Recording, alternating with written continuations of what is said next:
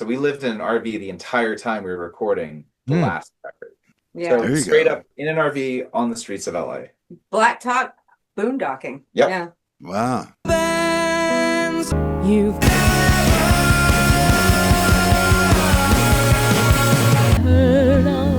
Hello and welcome to another episode of Bands You've Never Heard of. I'm JR. And I'm Gary. And we are here to introduce you to bands, well, you've never heard of, as the name would imply. And I've got one tonight that is a bit of an enigma for me. I'm puzzled by this band. I don't know why. As to why you haven't heard of them, or Yeah, kinda. or just puzzled in general. All of the above. Wow. Yeah. We should probably make one slight caveat to our thing to welcome to bands you've never heard of, because you've probably never heard of this band. If the bands do what they say they're going to do and send this out to their fans, some of you will have heard of this band, but you should also join us for the other bands you've never heard of episodes for the bands that you have not heard yet. That's a really good point, Gary. We do ask each band to post about their appearance on our show, and this band will be on our show this episode. Here in just a little bit, we will be interviewing this band. Oh, I almost said their name. I don't want to give it to you too early. Oh, geez. I know. You don't want to do that. So yeah, if they share it out and you are one of this band's fans, welcome to our little podcast where we introduce you to other bands you've never heard of. There's a bunch of them. There's a bunch of back episodes. We've got more planned, and this has become the most exciting thing in my life. Finding these bands, reaching out, see who emails me back. I emailed 3 bands in one night that I had found.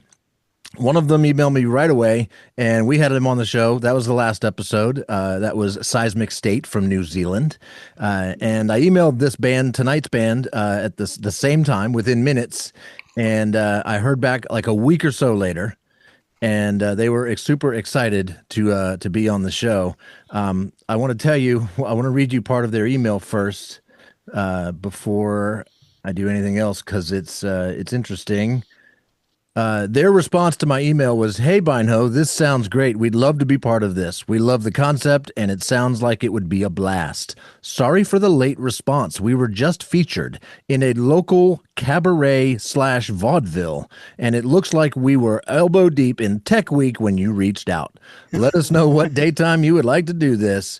We're more often than not free after 9 p.m. most days. Thanks for reaching out." Write down your old gully wash. I'm going to have questions about being featured in a cabaret/vaudeville. What is going on? Well, I might as well just sit this one out, I guess. No, this band doesn't. I wouldn't have guessed that from listening to their music. That's not what I was expecting. Well, no, I'm just talking about the discussion, because it's going to right. go straight to that, and it'll be that the entire time. Weren't you a music theater major? You'll have stuff to add to this. No, I wrote music for theater, and I was. That also sounds an like actor, what but- they're doing. All right, we should probably get right to it, because we got a band and they've got songs, and none of them are short songs. So I don't know how many songs I'll be able to play their entirety of to get you into the groove. We'll just see how it goes. Because we are on a schedule tonight. Yes, it is currently 8:08 p.m. on a Thursday night, and we are scheduled to meet with this band in 52 minutes. So that's how long we have to introduce you to the band and their music before we actually bring the band on the show. So let me get my screen share going so that Gary and you at home, if you're watching on YouTube, can see what we are seeing as I introduce you to tonight's band, which is called the Hushdown. Oh, I like that name. It's a cool name, right? So points on the name. We like that. And their logo is extremely nice. I like that. Everything so far is batting 1,000. That's for sure. Knowing what you know about the band, do you have any preconceived ideas about what they're going to sound like? No, because you said that they don't sound like what I thought they would sound like, by what they were doing. So, and with the name, Well, the name for obvious reasons reminds me of Shinedown. But then the artwork is a little more earthy and woodsy and maybe a little mystic. Might be some mysticism going on here. Okay. I would imagine they're maybe a form of Americana or something like that, from their graphic representation. But that's my take on it. That they would be somewhat Americana adjacent. I'm going to circle back around to their bio, but I think we should start listening to some music as soon as possible. I want to point out, if you're looking at my screen here on Spotify, I'm on their page. We have the top 5 tracks from this band. Now I've got the top 10 tracks. Do you notice anything missing, Gary? Listeners. How many plays do these songs have? There's nothing there. It's empty. And I thought, what's wrong with my Spotify? That looks like my screen whenever I pull. When we look up To Be Fair, it's very similar. No, whenever I look up anybody to see if, when I was trying to do some research from my side of the things, I get none of that. Because you got the free Spotify. It doesn't tell you that, right? I get the Spotify that's brought to you by ICE. Yeah. So if there are plays listed, like if I go to their discography and scroll down, way down to their first album that came out back in 2017, there's a song with 1,400 plays. So the plays are showing. There's just not enough plays on any other song to even register. I'm pretty sure you got to hit at least 1,000 before they'll show a number. Right. Yeah. It's got to be 1,000 plays before anything happens on Spotify. So we're going to listen to what is showing up first on the list of their top tracks, which usually means that's the one that's getting played more recently. And that song is from their new album released this year. Inherit the Night is the album. The song is called Corned Beef Hash by the Hushdown.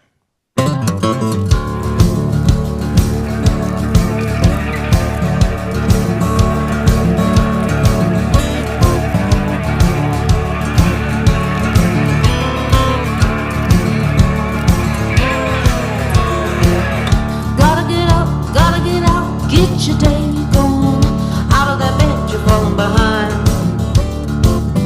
Pick up the pace, put on your face, get that smile on. Go and make mom and dad proud.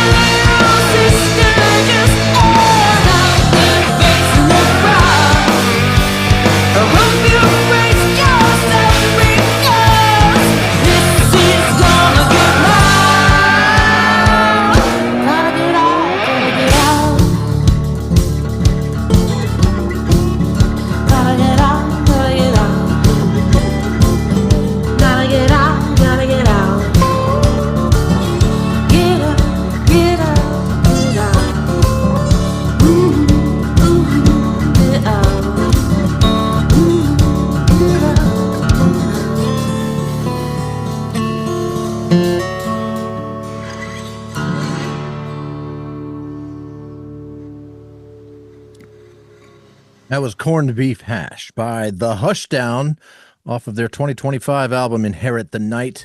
That was Gary's first time ever hearing this band. I've been listening to them for days in my headphones as I've been going for long walks, and every time I'm driving, this is the soundtrack to my life for the last week. But Gary, what do you think? Well, at the opening of the song, I'm right.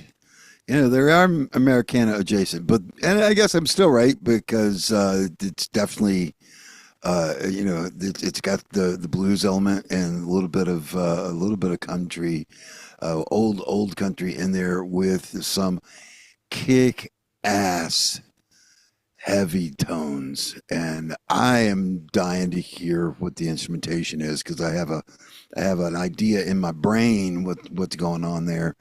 But I don't know if I'm quite right or not. So Could you come up with a genre for what you just heard? It might be too early to ask you that question because you haven't heard. Yeah, I haven't heard the rest of it, but I'll work on that. I'll make up something. Okay, cool. Because that's what the band does. They were interviewed on gigradar.uk, and the lead singer says, "That's a question I always struggle to answer. For a while there, we would make up genres on the spot. Gypsy blues, prog rock, postmodern folk metal." There we go. Now that's a good one. And I like gypsy folk metal. I think that is, but it's not metal though. It's not metal. It's just like. And it's got a little bit with the dobro going on. It's got some swamp. So gypsy swamp metal. That's something like that. Or gypsy swamp folk. I'll take it. Gypsy swamp folk. So here's their bio as it appears on Spotify. The Hushdown is an art rock band that formed in Los Angeles in 2008 when vocalist and lyricist Callie Hinkel met lead guitarist composer Jeremy Hicks-Kachik while performing with various bands on the Sunset Strip. Their music blends sounds and genres like hard rock, blues, jazz, and funk into something entirely their own. After 3 albums and 2 national tours across the U.S., they relocated to the Mid-Atlantic. Oh, wow. I know. How local are they? That's where we are. We're in the Mid-Atlantic. Yeah. And they have settled in to write their 4th album, Inherit the Night. Currently, they are preparing for another tour. Short, sweet bio. So how close are they? I don't know. I haven't been able to. We're going to ask them that. That's one of the first questions for sure. Is how close are they to Charlottesville? And will we get to see and hear them come to our little town? That would be amazing. That would be good. That would be really good. No, I really liked it. I mean, it started out, very folky, very Americana. And but I could hear like some undertones of something that was about to happen. Then it stepped it up a little bit, which is nice. They didn't just do the little Americana little thing and then boom, hit us with it. They kind of teased us into it, which is really, really good. All right. I love it. I am part of the reason I've been puzzled by this band is because they've put out a whole bunch of music since they formed way back in the 20. They said they formed in 2008. Their first album came out in 2017 called Radio, a full-length album. Bunch of great songs. I'm not going to play you any of those, though. I'm really only going to focus on their latest release, the music they're celebrating and are going to be touring under pretty soon. If you want to hear the rest of these songs, go to the official Band You've Never Heard Of playlist.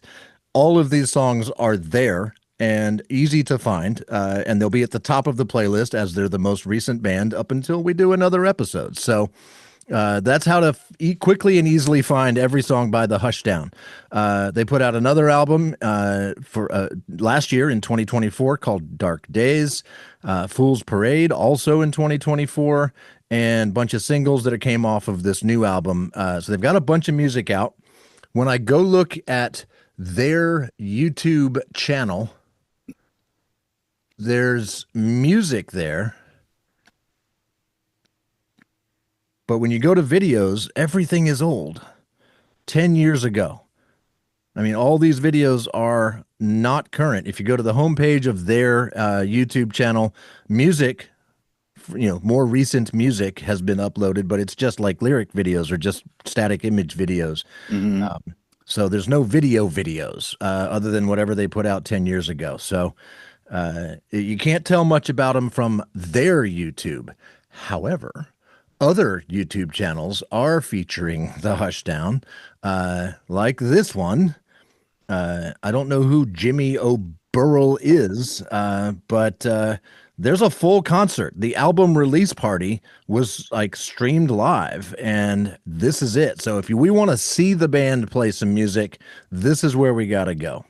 So I'm just going to play a clip of this, and then we're going to get back to listening to some studio tracks from the new album. But I do want to give you a taste of what they look and sound like live. You ready? I'm ready. We're just going to pick up in the middle of whatever song they're playing right now, which, if I did my math right, is the song we just heard.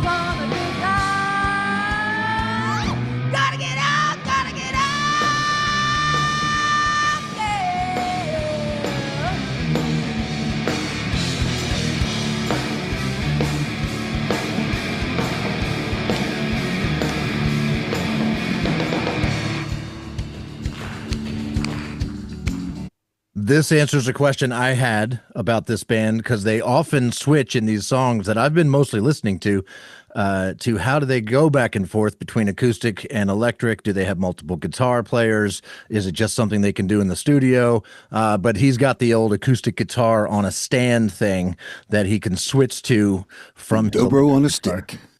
Yeah. So there's some visuals on the band. If you're watching this on YouTube, you got to see a little bit of what the Hushdown looks like as they play. That was a pretty cool, well shot and good, decent enough sounding video.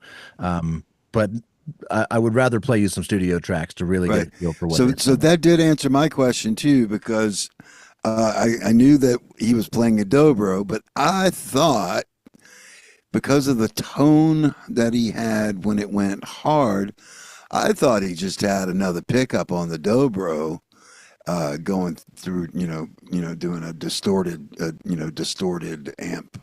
Okay. With just the dobro. I mean, he could really, honestly, he could skip that whole dobro on a stick thing, which looked incredibly uncomfortable to play. Yeah, because he still had his electric guitar on strapped on. Right. He had to sort of reach around his guitar, reach around the dobro, and get in there. Very uncomfortable. Yeah, and so he could. I mean, I don't want to diss him for it or anything, but just throw another pickup on that dobro and you get that growl. I've heard several of my friends have done that, and man, it's a gnarly growl when you put an electric pickup on a dobro and just crank it to 11. You writing this down? You got a question ready for him when we get him live on the show here in about 20 minutes or so? Mm-hmm. Yeah. Sweet. Right under Where Are You? Nice. Yes, exactly.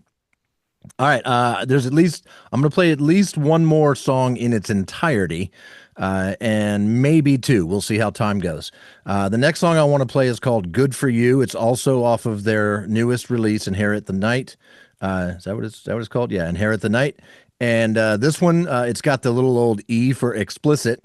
It's a fun little song. It's got some attitude. And this is Good For You by the Hushdown. How are you doing? Thank you so much for subscribing. Okay, so we're going to talk about living our truth.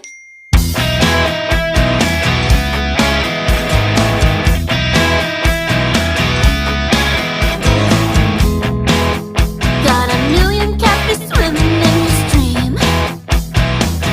Oh yeah, beauty queen.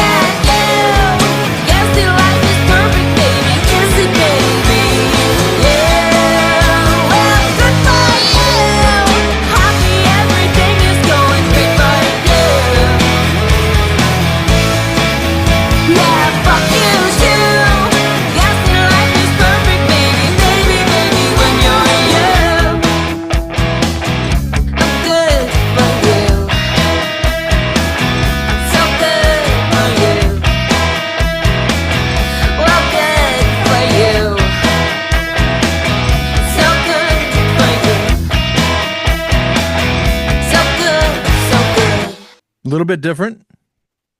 That was fun. It was fun. I enjoy this song every time it comes on. I would love Yep. to know who it's aimed at. Is there a specific person in mind? Is it an ideology? Is it political? Like, what is going on with this song? Yeah, that's definitely some questions for that song. I want to know what they were listening to because that was like great '80s progressive pop. Mm-hmm.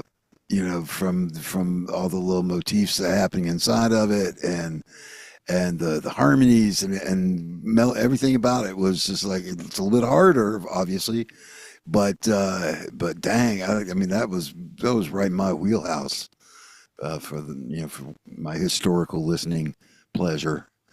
But the funny thing was, you said it was E for had the explicit lyrics, and we're listening along, and we're going.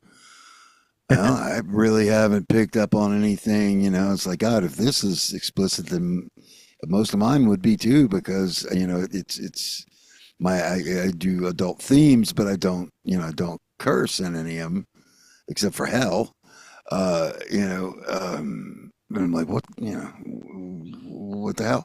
And then all of a sudden the line came up, and I go, oh, okay, I get it now. Yeah. Yeah, no doubt. She's got some vitriol for whoever this is that is making this song. I figured out who Jimmy O'Burl is, who produced that video on YouTube. He's their drummer. So I found his name in an article. So that answers that answers that question. Yeah, you liked his drum kit because he had the gong. Yeah, cool drum kit, the gong. I'm most jealous of his amazing hair. His hair that he has some. That he has some and that he's using it properly. Yeah. He's not a young guy. He's lucky to still have any, and he's great hair. So there you go. Cool. I want to play you one more song off of this new album, and then I'll play you clips of anything you want to hear because we might have some time. We are moving through this rather efficiently. This next song is going to be a little longer. It's 4.5 minutes, and it's called American Battle Cry. Mm.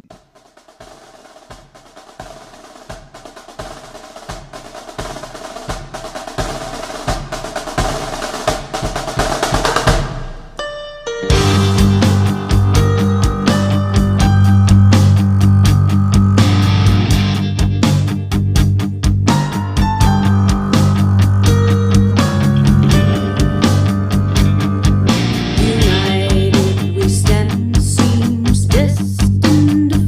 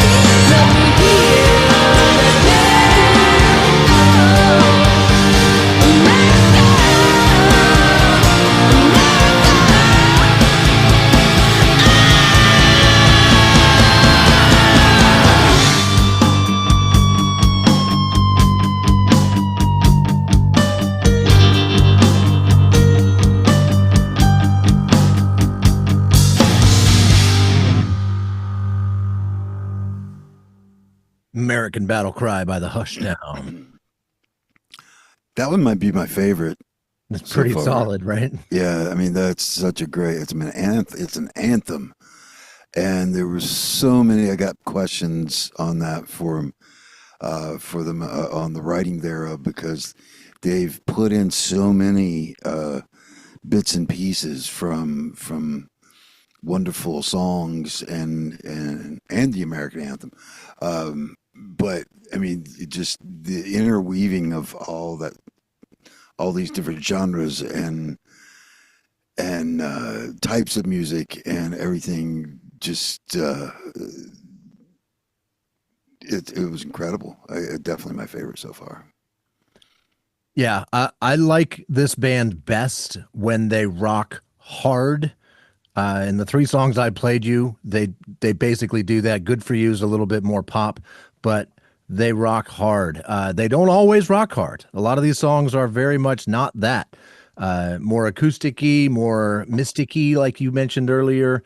They definitely do some very different things. They've earned their self-imposed genre of art rock, which I think works for them.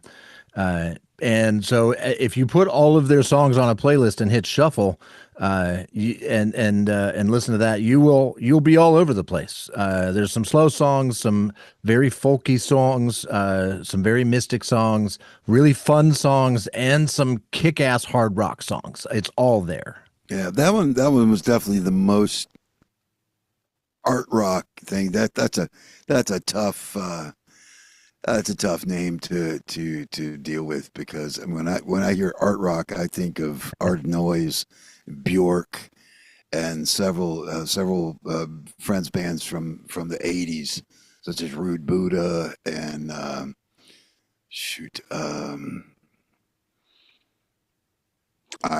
their names escape me, but there were several, and they took. And all those bands, you know, I mean, and that one they showed it. They used, they used a minor key version of the main movement of the Star Spangled Banner, the American Anthem, as one of their main, as the first hook. That that is an art rock kind of thing to do, or to be quoting Chaucer. Rude Buddha used to sing songs in Russian, just because, that kind of, that's the kind of stuff. The other two, no, I mean, it's just hard rock and hard pop. But if they're switching around all the time, that would definitely lead more toward the art rock kind of thing. But I've never heard an art rock band rock so hard. They tend to spend more time on the art and less time on the rock, and these guys seem to balance that out quite well. And I do want to hear like one of their folkier songs. I got you. I'll get to that here in a second. I am stoked on the rockier stuff, man. I really do. This is why we need you on this show, Gary, because you picked up on things in that song that I would never pick up on. Maybe after 100 listens, I'd be like, oh, wait, isn't that the Star Spangled Banner done differently? Like things like that don't hit me that specifically. I'm not that musically trained. I'm just not. I find these bands, this show is incredibly biased to these are songs I like. And how do I know I like it? It's how it makes me feel when I listen to it. If I get goosebumps, if I'm like jamming, if I'm like, oh yes, this is great, that's the kind of reaction I'm having. That's the bands I'm looking for on this show. And it's up to you, Gary, to tell me why I like something. And half the time I don't know exactly why I like it. I just know I do. All right. I'm glad I'm worth something. Yes. One of the band members in that interview on gigradar.uk they were all asked what their favorite songs are, but one of them said Burn Road, which is the last song on their newest album, Inherit the Night. And it's because it's like a front porch jam, is the way he described it. I might play the song in its entirety as well. I think we have time before we get the Hushdown here on the show. It's only a 2.5 minute long song, and it's definitely more folky than everything you've heard so far. This is Burn Road by the Hushdown.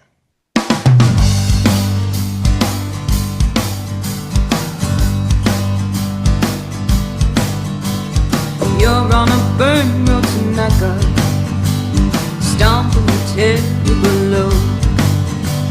You're chasing the light into indigo night and burning a hole in your soul.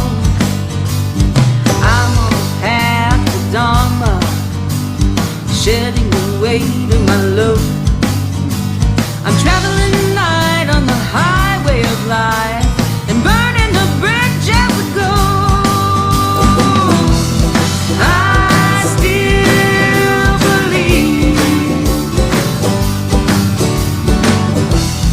it's meant to be. Yeah, you and me, baby, baby, we found the keys to Nirvana and told them to pay the rent. We said I could cry some karmic lights and had a good time spending it.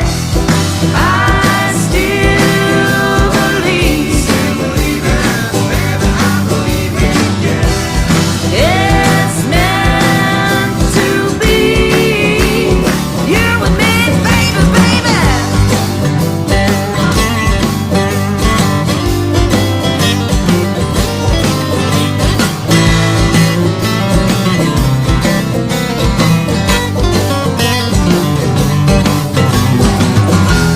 I still believe, honey,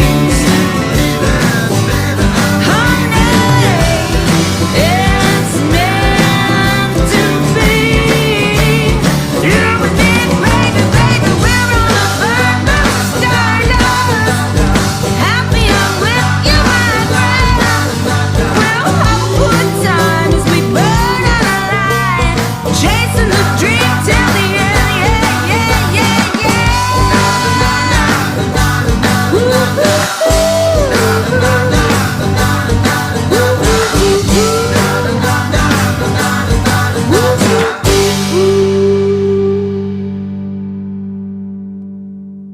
That's Burn Road by the Hushdown. So a very different sound than the last three songs, Gary. Your thoughts? And we now know why they were doing a vaudeville show, because that was a extremely wonderful modern take on 20s jazz, including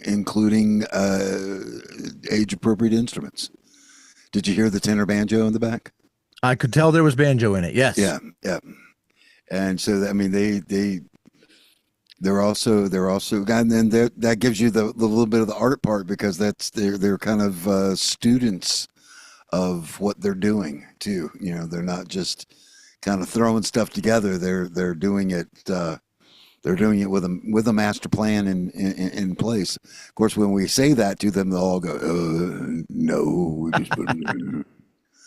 But that song in particular, especially when we relate it to the other three songs, to me seemed very deliberate. You know, they were trying to evoke that vaudeville bawdy house speakeasy, you know, New Orleans by way of New York sound, and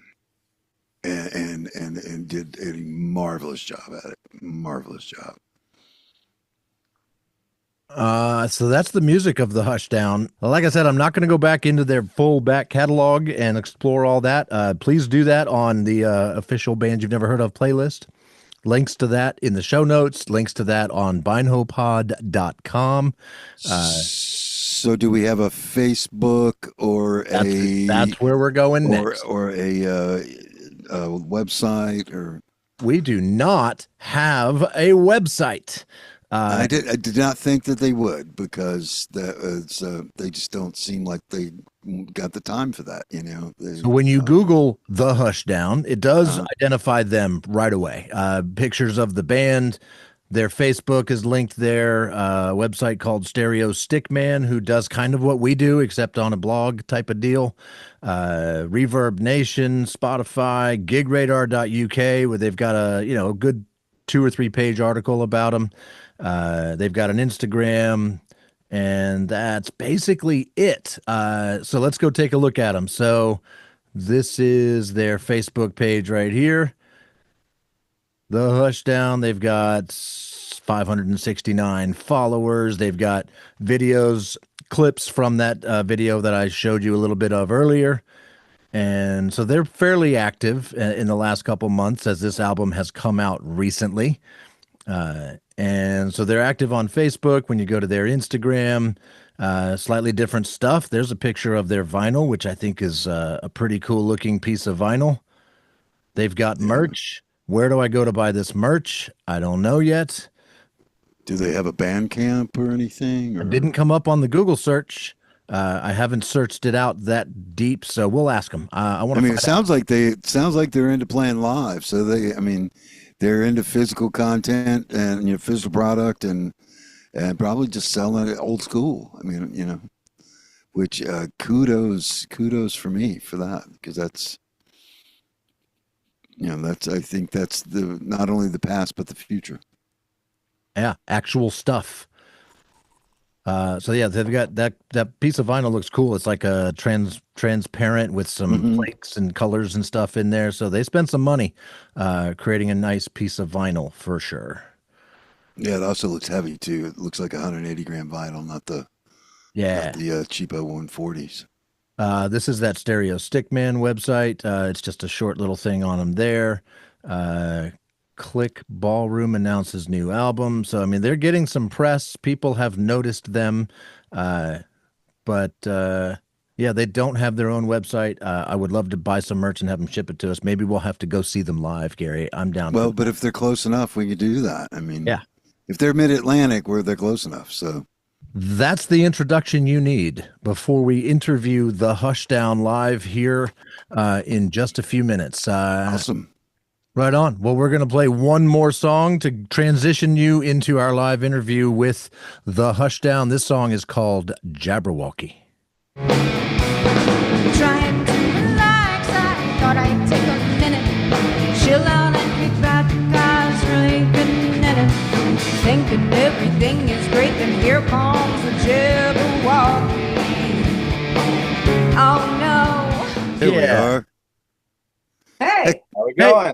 Hey, look, it's the Hushdown. It certainly is. it is sweet. We are they. Did you bring a guitar to this? You're the first band to do that. That's awesome. That's madness to me. I almost know I can't go anywhere without it. It's like a This- safety blanket. Yeah, this is where he exists. That's cool. Are you going to play us a tune? We could. I could grab a different guitar, but yeah. I just assumed you had something ready. But Safety blanket. No, it's just Yeah, a safety exactly. blanket. got it. It's Cool. like me and my bottle of Southern Comfort. It's, Yeah. 10,000%. Back in the day, that was my drink before I went on stage. Was SoCo. Back in the day, no longer need that. No, I don't drink anymore before I go on stage. I drink after I get off stage. It's much better afterwards, isn't it? Yeah. And to Yeah. be fair, we were doing a lot of Janice at the time, so it was like it felt like a prerequisite. Like, I yeah. have my shot of SoCo. If you're doing Janice, you got to have some SoCo. Too many people. That's Too many people just try to do Janice with no SoCo, and it just doesn't work. It just comes out streaky. Yeah, that's where you go wrong, man. So we are joined now by two members of the Hushdown, Jeremy, and is it Kaylee or Callie? Callie. Callie. Thank you so much for being on our little show. You guys have been busy. Yeah, trying to be. Thanks for having us. Yeah, absolutely. Yeah, thank you. Absolutely. Thanks for saying yes. Let's start there. You did say yes. You responded to my email a little delayed, and in your email, you said you were being featured in a cabaret / vaudeville. And as a person who's very into musical theater, I had to know more. Please tell us what was it you were doing that kept you from responding to my email that you would call cabaret vaudeville. Go for it. So, being that you were into musical theater, you understand then Tech Week. I know exactly. Yeah, you said Tech Week. I know what that means. That's his favorite time of the year, man. That was what we're in the depths of. So, little over 10 years ago now, I joined this vaudeville called Rogue Swan Theater Company. And so they do all kinds of stuff. Like last year we did Sweeney Todd, which was really cool. full like 28-piece orchestra. And they included me, which I was very happy about because you never have guitar in orchestra. So I got to play harp. So Okay. I just kind of rolled back the tone and dialed it in and played all the harp bits for that. But their normal fare is straight up and down vaudeville. So, I mean, we're talking belly dancers, barbershop quartet, and a lot of it ends up being this sort of bunch of music from several decades, and they attach a plot to it, a loose plot, and then they build a show around it. Yeah. And this year was my first year joining them on stage. Yeah. Full disclosure, my drummer, his sister and daughter run the vaudeville show. So Yes. it's That's kind of a little family bit affair. nepotistic, Yeah. in a good way, in the good way. No, And in theater, it's just called a family affair, not nepotism. Exactly. yeah, so we have a song which I don't know if you guys got to hear it yet on the new album called Jabberwocky. hmm That's the song we used as a transition from the part one of this show to this part of the show. So everybody just got to listen to it. I'm going to add Cool. it in post. So Gary hasn't heard it yet, but I've heard it many Awesome. times. Very cool. Awesome. Well, that song is very kind of this year's thing was for their Halloween show. Yes. And they call it getting whammied. So I was summoned as the evil sorceress and I sang Jabberwocky and put spells on everyone on the stage and then sauntered off in style. Oh, Yeah. very cool. Oh, sweet. Yeah, because we did listen to Burn Road, Oh, nice. and I'm like, okay, well, that's where the vaudeville kicks in. Because and you guys nailed it. I mean, it was definitely modern sounding, but you snuck in some tenor banjo. You got all of the elements of an old vaudeville jazz song was there, just ramped up, and I was really impressed with that. It was quite awesome. Awesome. Thanks. I love that song. It's so fun to do. Just everybody seems to like get a smile on their face whenever they hear the first notes, and it just kind of goes through. It's fun little. What's It's a bouncy ditty. Yeah. That's definitely one of those like quickie like 5-minute things, like where I think I came up with and within actually no, we found an old notebook from years ago with just the line "We're on a burn road to Mecca." That was it. Okay. And I was and I came with that little thing, and within like I don't know 45 minutes or so, that song was done. Some of these songs in this record, ironically, I mean, Tidal Wave is one that took, I don't know, we've messed with it for like 10 years. Mm-hmm. Yeah, some of them came out in 5 minutes, and some of them took a decade. So From 5 minutes to 10 years and everything in between. Absolutely, yeah.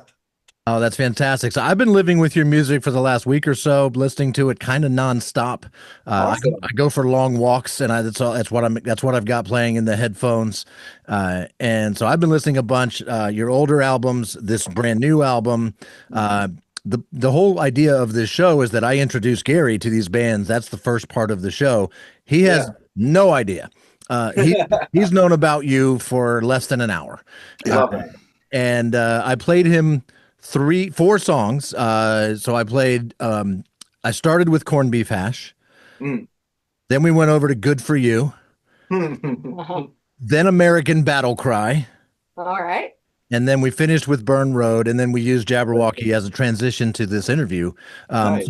So I played him like your hardest rocking stuff Sure. from the new album, which is, I mean, all these songs are great. They're fun. I like it best when you guys freaking rock. Right on, yeah. And I wonder, I read one of the interviews on gigradar.uk. None of you like to pick favorites. I get that. Yes. But when you see a song on the set list coming up, which one fires you up the most that you know that's about to be happening? So for me personally, it's probably American Battle Cry. Mm. I'm very emotionally attached to it. I mean, if you paid attention to the lyrics, it's about women's rights, and I get the exact same feeling whenever I wrote the song right before I sing the song, and I'm usually fighting through tears of anger by the time I get to the end of the song. So Yeah. Then you would really appreciate a band that we just did the anti-groupies. You would Huh. really appreciate some of their Cigarette Slut, especially. Would be I like a, their name. Yes. Yeah, they're a cool band. 4 girls from LA. I say girls because they're very young. Yeah.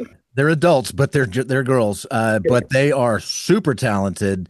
And they took their time with their last album, and they've got some really cool sensibilities about them. We really enjoyed talking to them. So yeah, they're a couple episodes back. Check them out.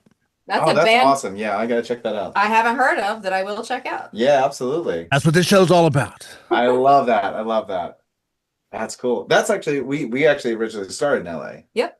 I was gonna ask you about that. I read that in your bio, and of course we're based out of Charlottesville, so Yeah. mid-Atlantic-ish, right? Yeah. So we want to know, where are you guys? We're in Maryland. Baltimore? Just north of Baltimore. Baltimore. Yep. Yeah. Okay. Yeah, we're That's like close in enough. a little cute town called Bel Air. Just about Okay. 25 minutes down the road. Yeah. Yeah, not far at all. Why move from LA to Maryland? Ooh. Well, honestly, initially it was one of those things where it was like a stop on tour. And so whenever we do a national tour, we go From here. crisscross. Yeah, You're I'm from from here. here originally. Yeah. Got it. This was a it- coming home for you. Yeah. Yep. Yep. Yeah, pretty much. That, and I mean, I think, the cost of living in LA is brutal. So that's a thing for sure. But also, like we both went to Musicians Institute, and then we ended up, when you're out there, you try and pick up as many contacts as you can. So then all of a sudden, by the time I'd moved back, any of the session work I kind of do, they'll just do it remotely. Like, so I still do a lot of work for stuff in LA, both like film, TV, that kind of stuff. And I can just kind of do it from my house, which is nice. Yeah. They're the second group that were at Musicians Institute. I'm trying to remember which was I'm it. The pretty sure Reckless? the other band was Hassan and the Unseen. Oh, Hassan and the Unseen. Yes. They formed out of Musicians Institute.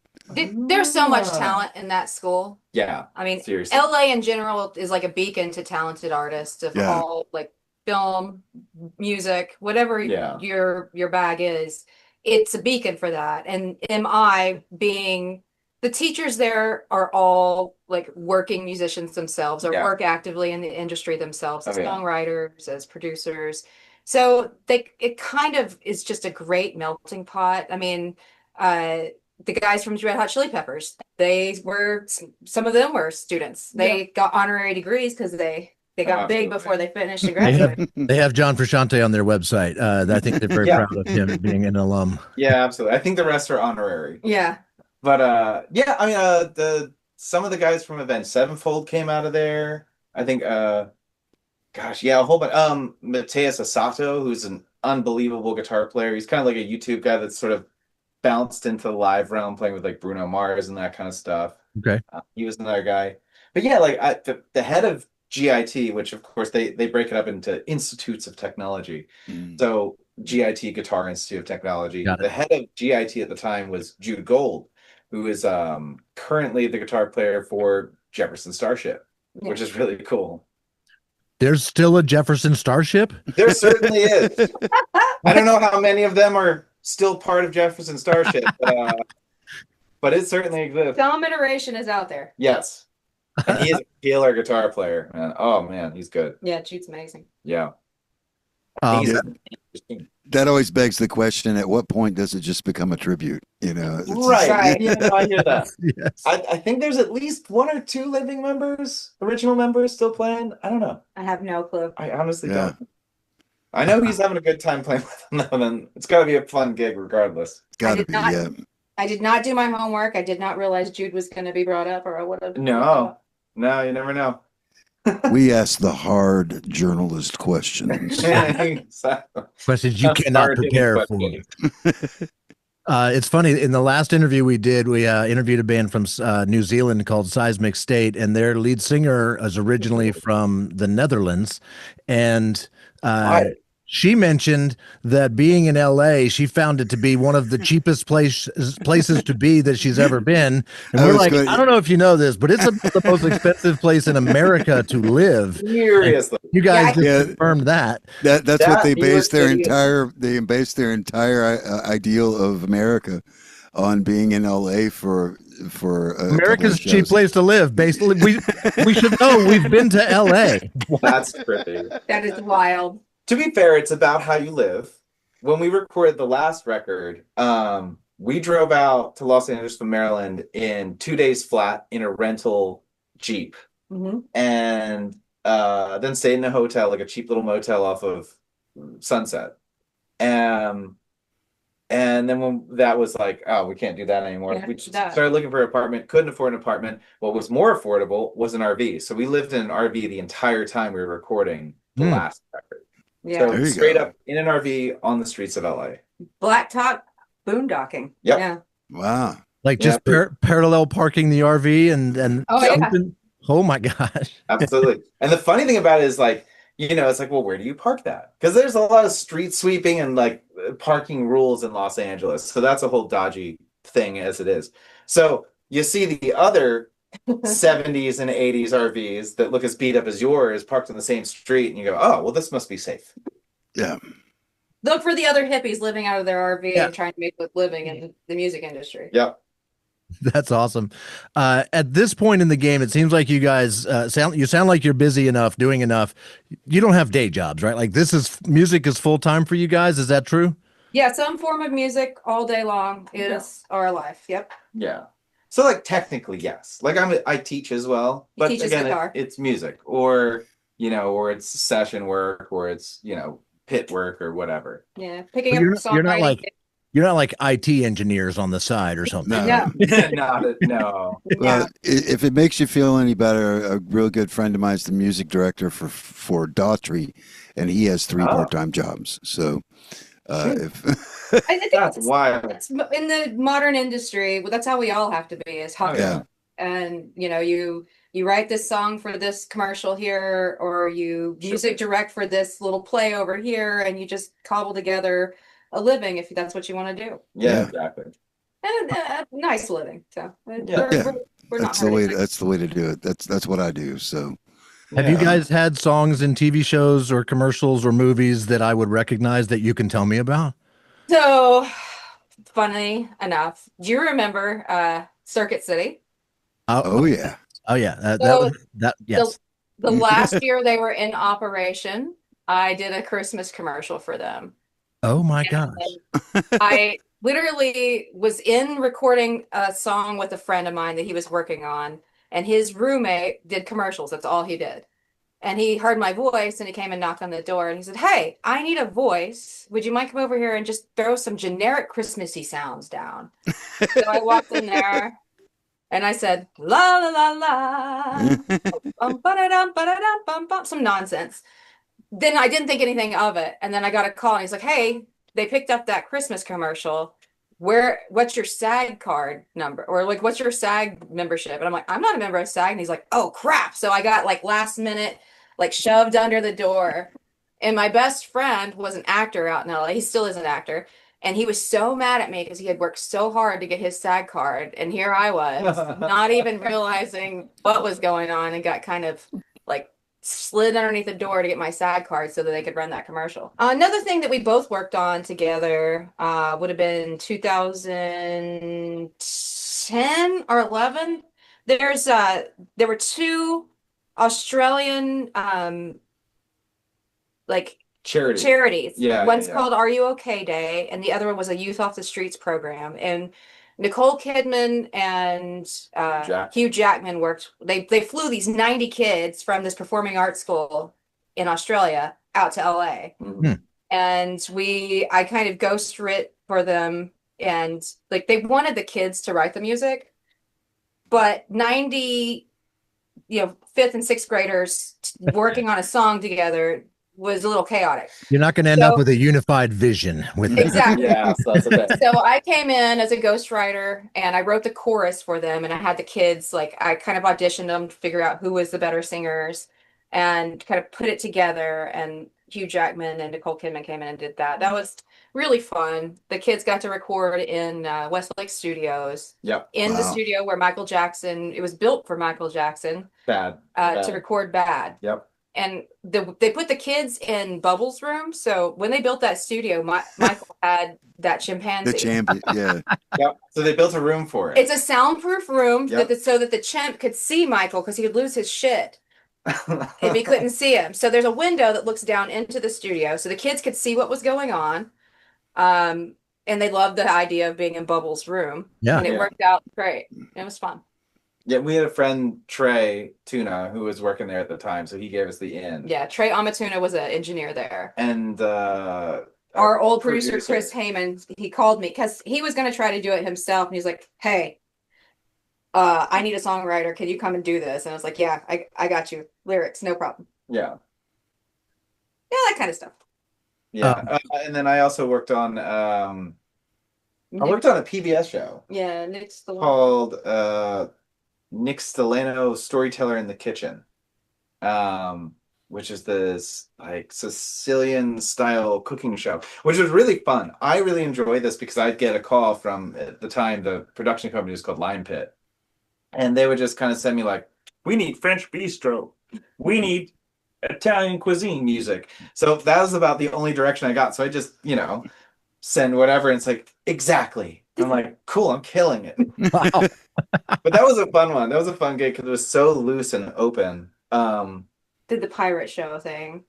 You did that. Oh, it never actually took off, that Yeah. pirate show. But That was such a fun really one, though. cool thing for this pirate show that never happened. It was meant to be It was like a pilot that they never picked up. yeah, it's supposed to be like French and New Orleans pirates, but it never picked up. That Yeah. was a bummer. Callie, did you say you were in the military? Yes, I was in the Navy. I did 5 years. I was actually in boot camp when 9/11 happened. I served on the USS Abraham Lincoln till 2005 on the flight deck as an aircraft director. And before I got hurt, I was a rescue swimmer, and then I cross-rated to ABH and was a yellow shirt director. Wow, rescue swimmer. Yep. Man, that sounds tough. It was fun. I love being on stage because I love the adrenaline rush, and it was kind of feeding that same need for adrenaline that I have. So it was a lot of fun. That adrenaline is obvious. I watched a little bit of the album release concert right on. that is on YouTube. Yeah. I think it's your drummer's YouTube channel. Yeah, Yeah. indeed. Yeah, Which my drummer is a producer. He does films and stuff like that. So he had like a cult classic called Chainsaw Sally. I think she was the first female slasher ever. okay. Chainsaw Sally is played by April Burrell, and she is also our backup singer. Yes. Nice. Well, your adrenaline was obvious. The way you sang, it was really fun to watch you sing and really get into this. So I would love to see you guys live. Your bio says you're preparing for a new tour, an upcoming tour. Is that true? Yeah. And if so, is Charlottesville, Virginia on your list yet? 'Cause we would love to not have to drive super far to see you guys play live. It very well can be. Yeah, I'm just getting into it. I'm working on a bunch of festivals first, but after I get through the festivals, then I'll fill in the dates between those so I know where I'm going. We definitely have a fan base down in Asheville, North Carolina. So it'd be on the way. Yeah. And we'll definitely go down that far. And we could, Yeah, that'd be really cool. you could definitely get a following here because just from your music, we get that promoted properly. Yeah. Because it is it's Charlottesville is leans toward Americana. Okay. And when we saw your initial stuff, he goes, oh, so what do you think from the name and from the artwork? I'm like, they could lean toward Americana, but I'm thinking because the way you posed the question, that's probably not, but you have enough Americana to pull in the Americana folks, and you got enough of the raw blunt force energy to pull in the hard rock folks. So, because I know I actually have a band that I do website work for that would be perfect for you guys to pair up with. Awesome. So when you get that time, you can holler at me and let's put this show together. We can make this show happen. Right on. Right on. Will That's do. awesome. That sounds great. When Yeah, you definitely. when you're booking your Charlottesville show, please reach out to me specifically. You can email me directly, or go to sevillesetlist.com. I work with that website. It's becoming a nonprofit, and all it is to serve the Charlottesville music community, make people aware of who's playing where, and try to partner with bands and venues and stuff like that. So we would definitely want your show on the website. And of course, you'll be featured on our website and our playlist of every band that's been on this show. Awesome. Yeah. So, Yeah, and because I mean, our we usually do this at the end of the show, but our motto is we want to be the rising tide that floats all the boats. So like everybody puts a little bit in and gets a little bit back out. That's the whole idea. I love that. That's how I feel as an artist. Like, he's a teacher, and I work a lot of times with young, like, students that are coming through at the school he teaches at, they don't even think of themselves as able to start a band. And I'll start talking to them like, Yeah. well, why don't you start a band? Like, what do you mean, me? And I'm like, yeah, well, Yeah. you got a friend over there playing on drums. Your other buddy's over there playing on the keyboard. Why don't you start a band yourself? And then like 2 weeks later, I talk to them. They're like, hey, we found a singer. And it's like, Yeah. guys, like, I feel like it's our job as anytime we get up a rung, we reach down and grab that next generation of artists and pull them up, Yeah. because they're not always going to have parents that support them. Yeah. Or a community that even has an artist community around them. Yeah.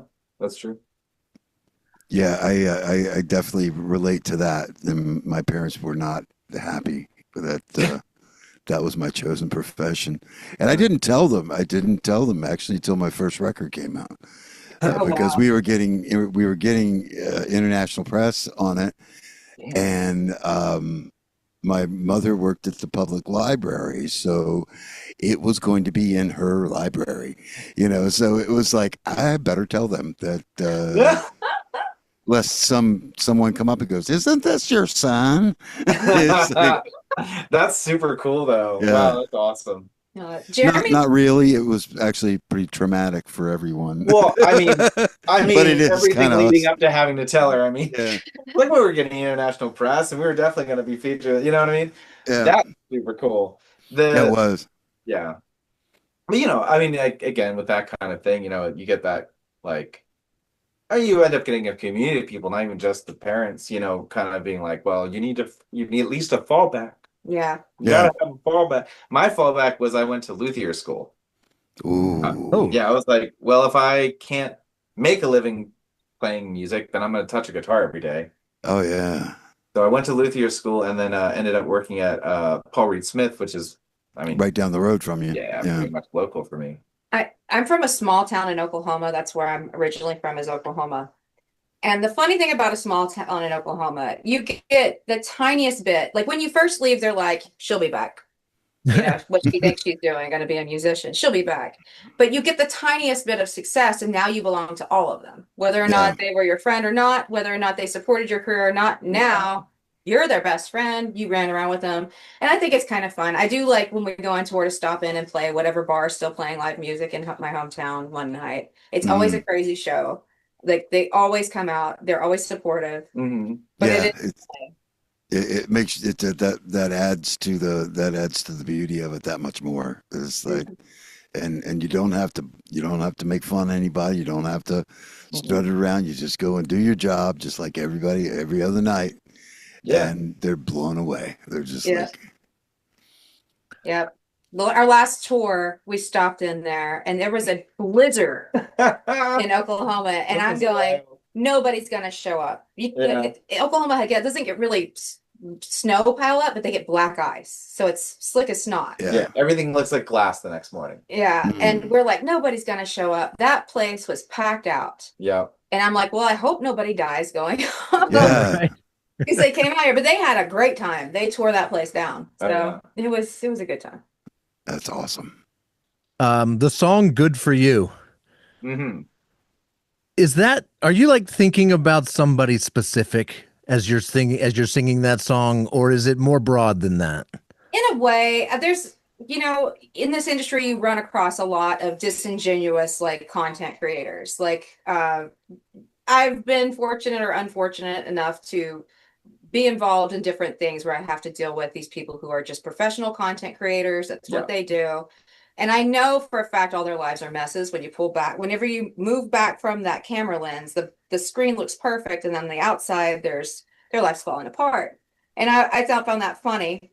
And then in the second verse, it starts talking about Tommy Lauren is who I'm talking about in that second verse. You know who Tommy Lauren is. Yeah. She really inspired that second verse a lot. Her and Rush Limbaugh. Like that's who I'm aiming at in that second verse. They're the hate machine, they're just feeding that hate to their people as fast as they can. And that's eating up whether it's negative, positive, doesn't matter. You know what I mean? Just as long as people are clicking on it. First verse is more beauty content creators or like lifestyle content creators. Yeah, but that second verse is political content creators. Yeah. I thought I was picking up some political undertones in that one. Yeah, a little bit. If you dig, I fought in 2 foreign wars. And after that, there's just always going to be a bit of a political edge if you dig enough at any of my songs. There just is. Yeah, it's true. I think our job as artists is to reflect the world that we see back at it. That's my lens. That's what I see of the world. It's not my job to tell you what you should think. I'm just telling you what I think and what I see. Sure. And a lot of politics come through that. So on that song, were you definitely channeling like late 80s progressive pop with the females, like the waitresses? I'm trying to think. I have one right on the tip of my brain, there's a little bit of that. There's a little Gwen Stefani in there. There's a little bit of that like pop punk from the 90s that came out. Yeah, that would be real early, no doubt. The first album. Ska. Because I didn't hear any ska in it, but it was like, oh man, this is the shit that I was listening to. We're out on tour and trying to pick up anything on the radio on our stupid truck, and yeah. And it was like, oh man, when we catch a good radio station for 50 miles and that stuff would come on, because that was just a big thing then. And it was, that immediately took me back. I love that. That's to really the late cool. 80s. And so, once again, with you got it, it wasn't like you were copying it, but you were definitely influenced by something in that realm, because it was just too perfect to not be. Oh, yeah, absolutely. I think channeling something, channeling. And I think that particular style had the right amount of venom to sell the snark. Like it's tongue in cheek, but it's snarky. Yeah.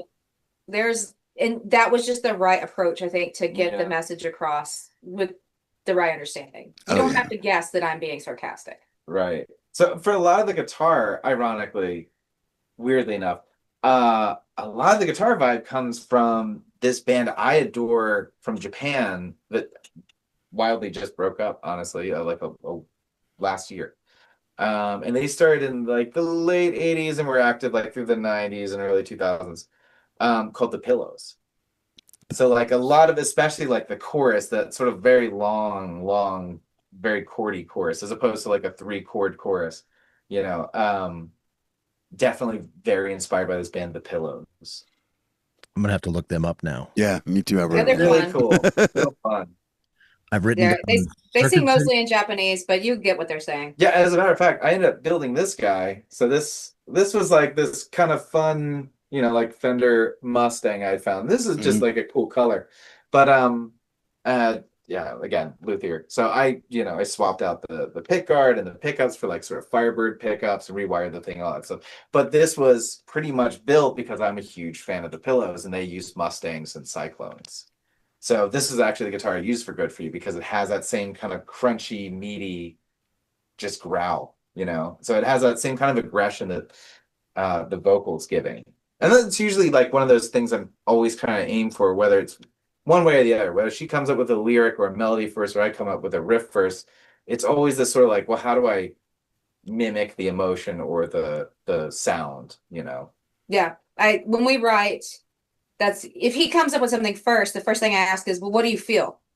What are you feeling when you're playing that? And I'm trying to get a vibe of what he's feeling so I can write about what he's feeling. Sometimes I'm good at that. Sometimes I'm like, it feels good to play. Yeah, he's there. It just feels good. I don't know. Yeah. So that's a perfect, once again, perfect segue. And I apologize, but I did not write down the first song that we listened to. That was Corned Beef Hash. Corned Beef Hash. So on Corned Beef Hash, we listened to it, the recorded version. Mm-hmm. And then when he cued in to the live, it went right into actually where we left off on the recorded version. He's really good at that, by the way. And you're playing, for the heavy stuff, you're using the telly. Yes. But that's what the neck pickup, right? Because you're getting that like really low growl on that. Kind of. Right? So interestingly enough, this is another. Has that been modded so much, or? Yeah. Because what my question was, have you ever thought about just putting that pickup on that dobro and just going back and forth and not, because that looked awkward as shit, sticking the dobro on a stick, and it's like, yeah, that's okay for Steve Howell because he's just playing, the stuff, but you guys are putting on the show, and then you go up and you're like doing this around the guitars, like, because that's what I thought it was. I'm like, because I wouldn't tell him what I was thinking when we were listening to it, and then he goes, well, I've got him live doing the same song. I'm like, oh God, I've got to see this. Because I'm like, oh. Because I had another friend that did that to his dobro, and he even has a stereo out, so he can run one purely clean. Oh, that's clever. And one, with going straight into a gnarly amp. Mm-hmm. And when it's time to get nasty, and your guitar tone on that is nasty in the best nastiness, nasty. Mm-hmm. He just hits that switch. He didn't even have to hit a foot switch. It's just a backup switch on the guitar. Right. And it goes from beautiful, dulcet dobro sounds to just the nastiest, trashiest shit sound that you've ever heard. And people go nuts. And you're not having to hang off of a weird guitar on a stick. That was one of those things where I thought it was going to be so awesome to have that cool guitar stand. It took me forever to find the damn thing. There's like one damn company that makes it. Yep. Yep. There's a reason for that. Yeah, for sure there is. That was our first time ever using it on live too. Absolutely. Not a normal thing. I thought it was good. Great. You looked miserable when you did that part. Yeah, it was one of those things. I feel like I moved back and forth pretty well, considering, because it's a trick for sure. It's something like that. More often than not, usually I just do it clean on the telly. But back to like the sort of telly, the tone that I'm using on stage. So originally on the recording, I actually used this SG. Mm-hmm. And interesting. With you got P90s on it, or I can't see. No, the SG is this is kind of a cool one actually. This one was like my first real guitar, funny enough. So these are like a 75th anniversary set, like so the Duncan Jazz and the SD, and then this particular one was really neat because you can see the moons, and it's an ebony fretboard. Wow. So this was like an SG special from like 2001. They made this for a year and then ditched the ebony fretboard and the crescent moons for a dot and rosewood. And then eventually it got thinner and thinner. And you get into like the mid to late 2000s and they're really, they seem like they're worth about everybody knows about Gibsons from that time period. About they're going back to the 70s ones where they used, like, the body was like maybe an inch thick, you know, Yeah. maybe. Yeah, And it it's felt weird. like playing a sponge. But yeah, Yeah. this thing was so cool. I mean, like, it's so funny. Like at that time period, I really dig them because again, it's just a great SG. I mean, it's like getting an SG custom without all the inlays, really. Yeah. You know, solid mahogany, which you can see, and solid ebony fretboard. Really dope. So, but with the telly, the way I end up having it is you know, you've got your normal three-way switch, Hmm. you've got your neck, both of them, bridge. I have a little extra switch between the volume and the tone, which basically puts them in series instead of parallel. Oh, So okay. they So, kind of sound like a really wide humbucker. That's that yeah. live. And that's interesting. Yeah. But yeah, I really would love to put a pickup in that dobro. Yeah. Yeah. Yeah, I've just well, got like a and piezo in it, but an if I actual remember correctly, Cool. let me look at my notes. Yep. You're a luthier. Yes. Yes, I am. Yeah, I was gonna say Sorry. thank you. That means there's a new project that's gonna be sprawled out across my living room while he puts that new dobro together. True. So, I mean, that's okay. I mean, And 'cause like I everything, woke up one day, I was like, man, I need another guitar. I need a backup And guitar. it sounds like it's all in service of the song. So it's Yeah. oh, So absolutely. it's all worth, and it's like all of a sudden, because it had been 30 years, and I'm like, then I really remember, like, wait a minute, I used to build these things. It's like, you know, I'm not a luthier, but I built Strats and you Sure, know yeah, yeah. Stratodelis. You know, that's a thing, and I'm like, wait a minute, I used to do this. Yeah. I still think I still have the tools, and I dug them up, and I'm like, I can do this. It's like so I built the Farracaster. So Oh, Yeah. out of a Indonesian some weird ass Indonesian Squire Strat. You know, it's like nice. I think Jeremy's definitely one of those guitarists that's of the EVH, like Eddie Van Halen school of guitar, where Oh, yeah. you just I build I it. see that behind him. Oh, Yeah. Oh yeah. that was the first guitar I built. I was like 13. I Oh think. wow. Yeah, and I was like, well, I can get this old Squire Affinity and strip it and Hmm. tape it together and do the whole thing. But yeah, and I mean, yeah, 100% that's the reason. I was like, oh yeah, well, Van Halen just throws these things together. I can figure it out. Yeah. I think the only guitars he refuses to tinker with is his we've got an HD28 here in the house. He Yeah, won't Martin. he doesn't tinker with his Martin. No. And he doesn't tinker with his ESP, which he won the scholarship at Musicians Institute, and it was the ESP scholarship. So he got that Ooh. ESP that way. So That I've never messed with. he doesn't mess with that one. But everything else, it's only temporarily in the state that it is, I promise you. Very much so. I think As I it had should be. for an hour. did You I? had it for an hour before you do. Yeah, yeah. I had to play it beforehand, and then I was like, well, I do have these saddles laying around. I do have some better pop. You can just rewire that right now. Yeah. Yeah. I love this guitar. All I need to do is replace everything. Yeah, exactly. I mean, if it feels good, that's always the thing that, you know, I'll say because I've had a handful of students which they're very willing to take advantage of whatever extra knowledge I have, whether it's production or writing or whatever. And then like the very slimmest of groups of them will be like, show me how to build a guitar. I'm like, I'd love to. That's so much fun. Especially nowadays, when it's like you can just buy the body, buy the neck, and then everything else I can show you how to do. Yeah. Or even buying something and just modding it, you know. Yeah. Did I see a guitar in that album release concert that had a Maryland state flag on it? That's not a telly. Where's it at? I can grab it. I got it. All right. I Um, just wanted to get rid of him so I could talk to you guys about him. Oh, okay. Yes. What I'm sorry, we kind of went down the guitar rabbit hole. What do you want to tell us, Callie? Oh, I'm just teasing with you guys. No, he has like 32 regular guitars, and that's not including dobros and weird basses and mandolins. He's got a setar, God knows what else he's got hidden around here that I don't even know. People give him things. Like, I've never seen somebody get given so many instruments. They were like, I don't know what this weird thing is. I found it in my granddad's attic. You want Here, it? you want it? Well, Yeah. duh. Yeah. Yes, I do. Thank you. Do you play any instruments, or is your voice your instrument and that's it? My voice is my main instrument. I play guitar well enough to like say, hey, I thought here's some chords, play it right.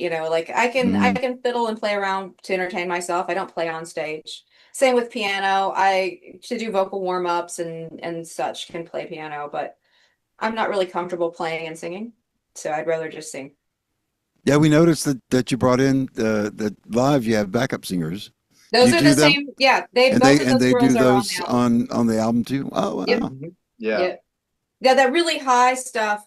If you listen to a song called Force of Nature, Marion, the little blonde in the video you would have seen from the live show, she's got a whistle register, so she can sing really ridiculously high. Mm. She almost sounds like a human theremin in that song. That's her. Yeah. Yeah, that one you can't miss. It's like you play Force of Nature, it'll get to a chorus and it'll be like, that's her. Yeah, that's Marion. Yeah. Very distinct. She's fantastic. She comes from the theater world. Like she's a theater Yeah. performer. Okay. So how's the new album doing? Pretty well. Doing pretty well. We've had really good response, a lot of radio play, especially in Canada and Mexico. They're really eating it up pretty well over there. But UK. UK, we've gotten in Denmark. Yep. Random. But yeah. I'm trying to think of all the places that it's gotten outside. In Texas, played a couple radio stations in Texas, radio station in Oklahoma, New Mexico. Mm-hmm. Yeah, we're getting picked up a little bit. Yeah. Got some legs, I think, this one. Yeah. So this is a question we typically ask at the beginning, but now seems like the right time to ask it. I mean, you guys have been around a while. You've got albums out. You've toured. You are full-time musicians. When I found you on Spotify, part of the guidelines for this show are you can't have any song with more than 100,000 plays. Mm. Only one of your songs even has a number of plays on Spotify, so for me, you qualified as a band you've never heard of. Sure. But that's clearly not true. People have heard of you. You have fans, right? Yes. We had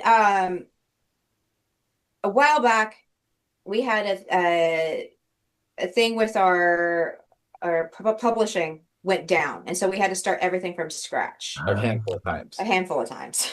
So the first two records, so like the Dark Days, which was really an EP, like a demo kind of guy. yeah, it was like a studio. Full Sprayed was another one. Yeah. Was actually Forceful. Yeah.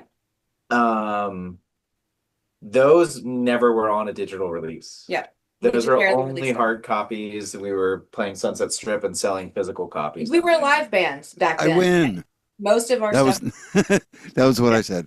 I bet they do real music, real physical product. I like that. Yeah, That's that's a rule. I do not like MIDI controlled sounds. There is a couple of times when we used it, like in the intro To Jabberwocky. there's a tiny Some bit of like synthesizer spooky stuff. synthesizer stuff. But everything you hear on our album is being played by an actual human To be being. fair, it's like a vintage set.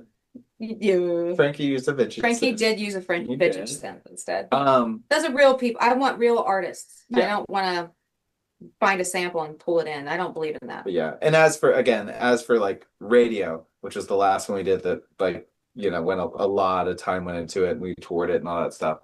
That was one of those ones where we are very broke. You play a gig, you go to the next town, you hope you get fed because your pay is going to get you to the next gig.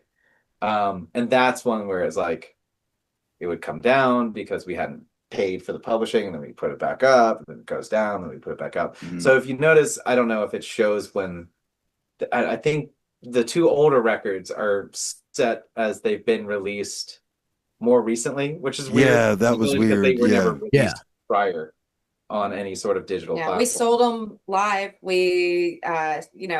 I've always been terrible. I hate social media. I hate my cell phone. Like I don't like any of that stuff. So it's like pulling teeth to get me to do any of it. Yeah, I do all of it Uh, poorly.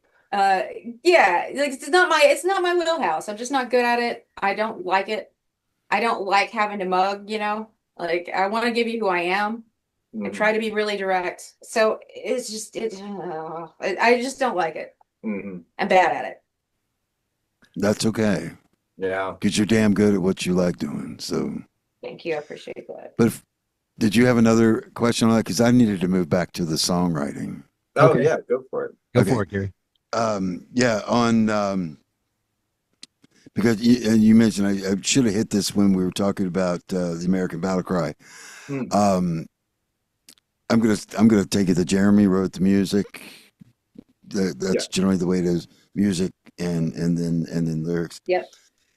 Did you put all those little motifs in purposefully, or because you got the Star Spangled Banner in a minor key, you've got 25 or 6/4. I heard 2 or Mhm. 3 other ones that I didn't write down, and my brain is a sieve. So, but were all those? Did you go through and go, hey, I want to pay homage to this in this song, because all that shit just, I mean, opening up with the minor Star Spangled Banner for Mhm. a song called American Battle Cry is fucking art. I mean, end of sentence, period. Thank Uh, you. but putting in one of my favorite songs ever, and of course one of every guitar player's favorite guitar solos is 25 or 6/4. And so you got that, and then you rip the guitar solo, Mhm. not quite as not quite as notey Yeah. as that, but you still had kind of, it was still kind of an homage to that. I didn't know, but like you could never tell if it's just something in your, in your DNA, or if you went, no, I want this part to be like this, and so that's my question. So, I mean, yeah, the minor, uh, Star Spangled Banner, national yeah. anthem, that 1,000% on purpose. Uh, the 65. I mean, it's funny. I mean, I think as guitar players generally, we just like that progression. Hmm. I do think, he's an A though, isn't he? Yeah, yeah. You weren't in the same key, but it was the same. But you had the same rhythmic, dun dun dun dun dun dun dun. That you Yeah, had kind of that did. same, So and that's probably more DNA. okay, Yeah, so I would argue that was definitely more DNA. Though I do like throwing in a lot of things. I think I mean, I think before anything, I'm a massive music fan. You know what I mean? Well before I ever played music, I loved music. I like it was my bread and butter before I even knew how to play an instrument. Um, it was my favorite thing. So I'm a massive music fan. So things sneak in, sometimes on purpose, sometimes not. Ironically, again, on that on Force of Nature, for instance, there's a funny little motif where I throw in a piece of Nature Boy by Nat King Cole. mm, So I mean, it's just really quick. Yeah. But it's just, yeah. So here and there, I do sneak things in on purpose. I like to have little Easter eggs. It's just like the album cover. I like something artistically where you have to kind of sit and think about it. You got to listen to it a couple times and you catch something different. Or like a Kubrick film or like Wes Anderson where you watch it a couple times and it's like, I never noticed that. And it's like I've seen it 20 times and I still didn't notice that. I yeah, love that kind of art. We can kind of, I don't know. You can keep listening to it, keep looking at it, keep watching it, and still find something new that you enjoy about it. So Yeah, I feel like this we've always got, what kind of band are you? What kind of music do you play? And Yeah. we used to make stuff up all the time, like we're a gypsy funk thrash band. Yeah, Just throwing things together. postmodern gypsy rock, duh. Yeah, duh. But because I hate that question because I like all music. Yeah. And I write music, he writes music like I cook. Like I want a little of this, throw that in, and I want a little of that and throw that in. And so this time we were in the studio, um, our engineer said, "You guys are art rock. Like that's what you are. Yeah. You're art rock. You're very avant-garde and art rock." And I'm like, "Ooh, I like that." Actually, that's the most accurate description of my music that I've ever heard is art rock. yeah. We discussed that. We discussed that before. And I want credit for us not asking you that question. I appreciate that. That is And absolutely. Here I am Even- bringing it up. Even though when you watch the full episode, you'll see us debating. Well, is it is it gypsy swamp punk? Is that, you Yes. know? I read that in the gigradar.uk interview, all about everything you just said. I was like, yeah. And so I don't need to ask him that now. That's Yeah, Mhm. we got that, and we had already talked about it. But Right no, on. that because we get asked that all, you know, everyone. If you For play sure. a musical instrument, they're going to ask you what kind of music is it, and Right. you know, Right. it's like it's music, you know. Yeah, exactly. That's Unless you play a it's music. specific genre, you know, we Right. play ska, or we play, you know, we play Sure. country, or we play Or whatever, you even know. jazz. Yeah, but that was Yeah, I want to tie all this together to go back to the point you guys were just making about dropping in parts of songs and influences, right? My approach to this show is I just find the bands and I listen to them. I am not musically trained in any way. I taught myself how to play the drums, and that's it. I also love music and have always listened to it. And when I'm listening to your stuff over the last week, I'm definitely hearing like, huh, that sounds familiar. I've heard that's influenced by something, but I can't put my finger on it. Gary's like, oh yeah, it's 25064. I'm like, I don't know where. How did you do this? That's why we pair up for this show, because he brings the really specific stuff. I just know Right. it fucking rocks, and that I really like it, and I want to talk to Yeah. the people that made this music. That's what's going on for me. So I love that this all sort of came together like that. That's yeah. awesome. Yeah. I'm like the color commentary. I don't, you know. Yeah. I Gary and I are both the type that are just like, this just feels good. And we're just like, and here's the curtain. It's because of this. I can guarantee you this person loves this person. Yeah. Yeah. Next time I come up to Baltimore, we're gonna hang out, man. Let us know. absolutely. Yeah, Let us know. Yeah, I was on tour up there in August, and Oh, damn, I wish I'd have met y'all before, because Yeah. I had a down day, so that would have been cool. Oh, right That's on. true, yeah. Let us know. Let us know. We'll do the same when we come down there. We'll make Yeah. sure you guys know, like we talked Yep. about it. I'm 100% serious. Please get in touch with me when and if you book a Charlottesville or anywhere around Charlottesville type of show. 10,000%. I've actually had a couple of people ask me if we're going to head down there. Old Navy buddies and like that are down there that Makes sense. are mad that we've never gone through there on tour and want me to come through on tour. So And if you need an opening band, we know some people. yeah, Always. I definitely want to play with the local color whenever I come through. Right, I want to be able to like experience it, and I think that they're going to have fans that are going to come in and experience us for the first time, and I want to have that when I play. Yeah. I don't like taking we have been an opening band on tour for other bands. We toured with a great band called Fat City Reprise out of Philly. They're awesome. But I would rather book an opening band everywhere I go that is local. Yeah. I mean, that's the fan share thing. Yeah. I mean, and again, we're arts and culture people. We're like that kind of type where we're like, oh, I want a taste of the authentic, Right. and you don't get authentic by, like, well, who's the most polished and perfect? Yeah. I was like, who's rocking in this area? Like who are people really digging? I want to be attached to that, It's that question. Does perfect notes make perfect music? Or is it the imperfections that makes the perfect music? It's the imperfections. It's the imperfections, I think. It is.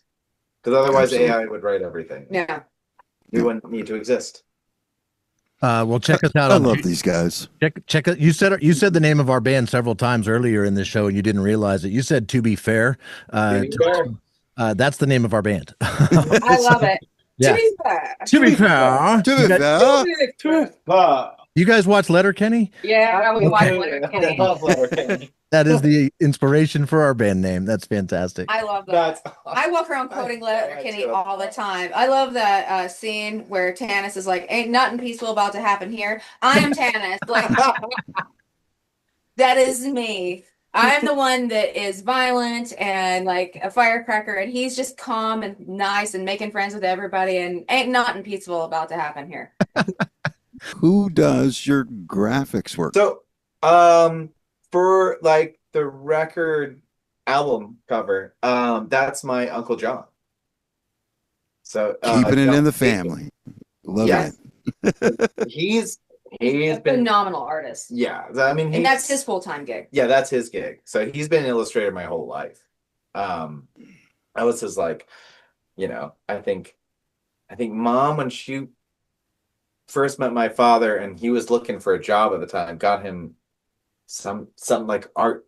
Cutting mats or something. Yeah, like for it, mat like- cutting or whatever. And he was one of these guys that was like, well, I'll do anything for $10. I'll do anything for $100.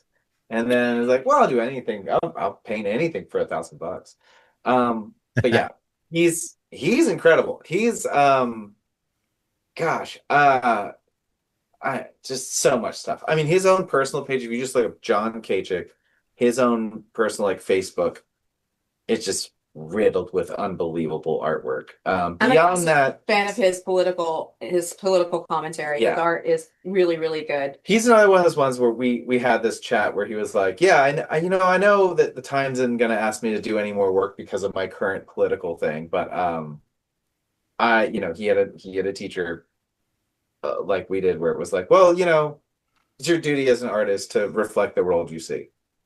It is what it is. You know what I mean? You can't stifle yourself for the mass consumption. I don't care if it cuts off a handful of people because I feel one way or another. It is what it is. The other art, though, Yes. is Jeremy and our drummer Jimmy. Yeah. They both have done different things. I know that Good For You was mostly Jeremy and Jimmy collaboration. Jeremy did American Battle Cry. Yeah. Corned Beef Hash Jimmy did. Yes. Uh, So in all those three were this sort of look for, again, like we really latched on to that idea. He was like, "Oh, you're art rock or engineer for this last record." And we were like, "We looked it up. We are art rock." He's like, "I was just using a random term. It just seems to fit. I didn't know it was a genre." I was like, "Oh, well." But I love that idea. So there is like, even though it's very much John's work for the album cover, it has this Alphonse Mucha-esque thing to it. Mom is an art teacher, by the way. So we grew up with art history. The Good For You thing, I was aiming for Liechtenstein. So that was sort of the idea there. Obviously, Corned Beef Hash has this Andy Warhol thing going on. And then American Battle Cry, very specifically was aiming for like all these photographers from like the mid 70s and 80s. They would do the projections on the face. Or on the body and get these beautiful surrealist things. I'm a big Dale fan as well, so I love surrealism. Really, the art is like our music. Our music has little tiny nods and homages to everything from the Beatles to Janis to like all the way up through the late 90s and early 2000s bands. Sure. They make their appearance. Like if you really listen, you'll hear Randy Rhoads here and Jeremy's playing and that kind of thing. Very much so. Massive fan. And the same thing with the art. It's a nod, it's an homage to artists that we appreciate as well. And Selfishly as it is, I started teaching because Randy Rhoads was a teacher, and by the time I got into Randy Rhoads, I jumped from Buck Dharma of Blue Oyster Cult to Randy Rhoads. And it was like, well, he's a teacher. I should teach because he said he got better because he taught. So that's why I became a teacher. Now I'm much more altruistic about it. At first, it was pure selfishness. I'm like, I'm just trying to get better, But yeah. And I don't teach kids because I don't have patience for kids that don't practice. So like that's me. I try. So, how can people find your merch? I was looking at your Instagram. You clearly have merch, sweatshirts and stickers and really cool looking pieces of vinyl. But I couldn't find a place to buy it. There's no thehushdown.com that I could find. Send us an address. We'll send you some merch. We'll send you some stuff. Yep. But as far as right now with the album, and all the merch, it's people contacting us personally because we have to get the website back up. But we will have the website back up. If you want something in the interim, they can reach out to us on our Instagram or our TikTok, Facebook, whichever. We check all of it. Yep. So as of now, we've basically just been doing like a band Venmo type situation. Yep. And we will just ship you out whatever you like. Excellent. So we're trying to get it more organized We are. I will be in touch. Right, cool. I buy merch from whatever bands we have on the show. If I can find their merch, if it's available, I'll buy it. I'm wearing Absolutely. a Bad Mother Nature t-shirt right now. Oh, Nice. I was wondering. I love that logo Bad too. Mother Nature. We have a friend named James Bias who wrote a song called Bad Motherfucker. And I love that song. It's so fun to sing. It's a great song. Like, I'm a bad motherfucker and I'm tired of acting like I'm not. Yeah. It's such a good song. Nice. I'm writing down all the stuff you're giving me. I'm going to be looking this stuff up later. Right on. Yeah, Cool. James We're is gonna be great. finding He's some awesome. new stuff. But yeah, Yeah. we've got CDs, we've got buttons, stickers, sweatshirts, hoodies, tank tops, shot glasses, coffee mugs. All You need manner to of get stuff. that A lot of website it was back like up. really rushed for this album release, so like we're now like kind of scrambling now to go like, oh, we need to make an online platform for this stuff. We also have limited Limited vinyls. editions. Yeah. So this first run of vinyls we're down to about maybe 45 of them out of 100. And so they're going to be a limited thing because the actual record is clear with this like purple. Yeah, we sleeve. saw that. Yeah, So on the everything Instagram. beyond that is going to be just solid black records. So Got it. once those are gone, they're gone. We're not going to reproduce them. Well, I'm gonna order one of those. I will Right. definitely send you my address, and you just tell me how much you want, and we will. Oh yeah, that is yeah. so cool. Yeah, very pretty. I definitely want one of those. And it's front and back. It's got the double cover. Yeah, Yeah. yeah, and that's all John. Yeah. Every speck of that is my Uncle John. Yeah. You guys, this has been amazing talking to you guys. Likewise. It's been fun listening to your stuff. It's been fun revealing it to Gary, and the icing on the cake is talking to the people that have created it. So, from the bottom of my heart, thank you for taking the time to be on our little show. And we will do our best to tell the world about you. And if you can tell the world about us, that'd be cool too. Absolutely. As soon as you guys, as soon as you Sure. got it up and running, we will share it everywhere. My drummer will share it to his crowd too. All the horror fans will get a link to it. Hell yeah. Sweet. Absolutely. This show will probably drop in about a month. I've got Okay. one more episode before you guys already in the can. So, be a few weeks. If the hushdown.com exists by then, we'll put a link to that in the show notes. All right. That's Yeah, gonna we're be our gonna aim. try to get that up. We're gonna be down in New Orleans next week. So after we get back, we'll probably get it up and running. Yep. Awesome. Callie, Jeremy, thank you so much. Thank you Thank guys you. so much. Thank It y'all was so much. so much fun. Absolutely awesome time. This is awesome. Thank you for listening. This episode of Bands You've Never Heard Of is a production of Ranch Hand Records. www.ranchhandrecords.com. Bino, or Bands You've Never Heard Of, is hosted by Gary Hawthorne and J.R. Stoffel. Bino is written by JR and reacted to by me, Gary.